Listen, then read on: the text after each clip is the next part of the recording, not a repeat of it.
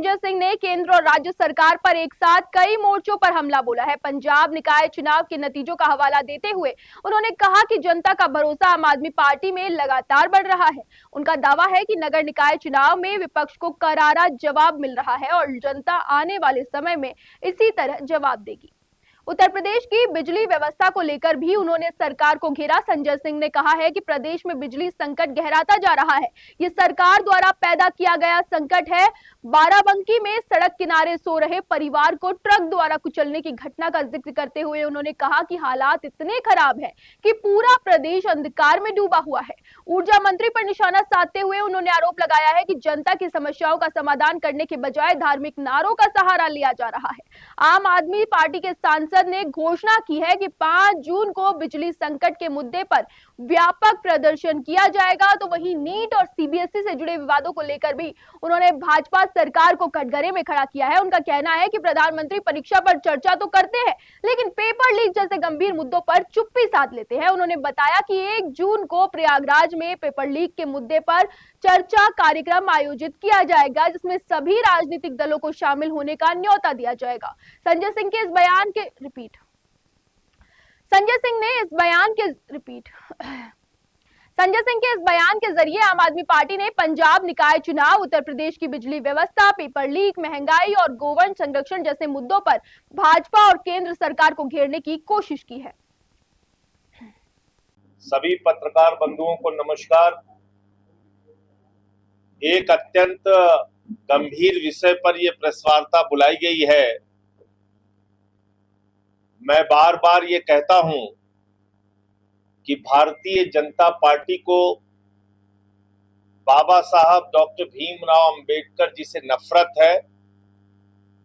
Bharatiya Janata party को अनुसूचित जाति, जनजाति और पिछड़े वर्ग के लोगों से नफरत है और उनके साथ उत्पीड़न की तमाम घटनाएं होती रहती हैं।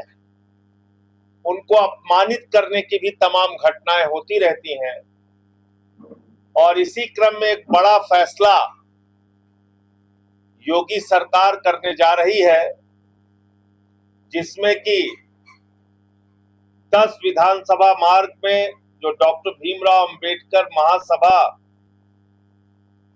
के अंदर बाबा साहब का अस्थि कलश प्रतिमा और बुद्ध विहार है, उसको वहां से शिफ्ट किया जा रहा है। उसको वहां से हटाने की तैयारी योगी सरकार कर रही है। मैंने इस संबंध में उत्तर प्रदेश के मुख्यमंत्री योगी आदित्यनाथ जी को पत्र भी लिखा है कि बाबा साहब डॉक्टर भीमराव अंबेडकर जी का यह अपमान कतई बर्दाश्त नहीं किया जाएगा और अगर कोई ऐसी मंशा आपकी है तो उस पर तत्काल रोक लगाइए,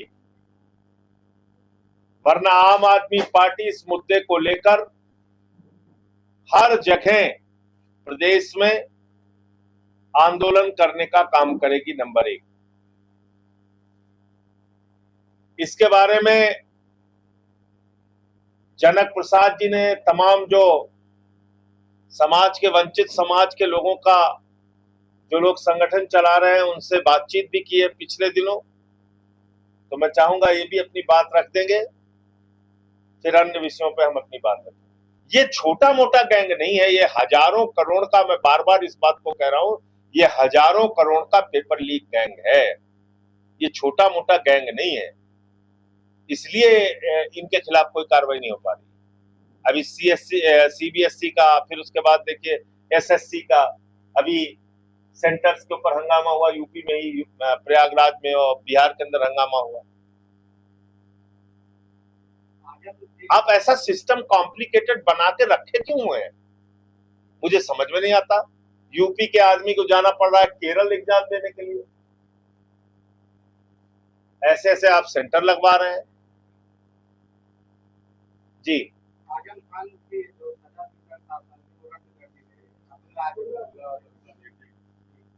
देखिए, मैं बार बार इस बात को कह चुका हूं कि कानून का दुरुपयोग करके विपक्ष के नेताओं का उत्पीड़न करना, उनको जेल में डालना, उनको प्रताड़ित करना, ये भारतीय जनता पार्टी का चलन हो गया है और उसी तरह की कार्रवाई आजम खान और उनके बेटे के खिलाफ की गई। तो इसलिए जब कहीं सही मामला किसी कोर्ट के सामने सारे साक्ष्यों की बात होती है तो रिलीफ मिलता है, फिर बीजेपी उठा के अंदर कर देती है, फिर उनको कानूनी लड़ाई लड़नी पड़ती है। तो ये उनके साथ चल रहा है मामला, जो मैं समझता हूँ बिल्कुल ठीक नहीं। संजय जी, हनी सिंह की एक फोटो तरुण जी के सामने आई है। वो कह रहे हैं उनके हाथ में हनी सिंह की दूध दही मट्ठा है, कह रहे पंजाब को पूरी तरीके से ड्रग्स से मुक्त करा देंगे आपकी सरकार। क्या लगता है वहां पर निशाना आपको फंसाया जा रहा है? ईडी पार्टी वाले, ईडी पार्टी वालों का अभी देखिए तो रिजल्ट आया तो है, उनको मुक्त तो करा दिया पंजाब वालों ने। पंजाब के लोग ईडी पार्टी को पूरी तरीके से पंजाब से मुक्त कर देंगे, वहां से उनकी कंप्लीट छुट्टी करेंगे, आप चिंता मत कीजिए, ये सब प्रयोग करने दीजिए।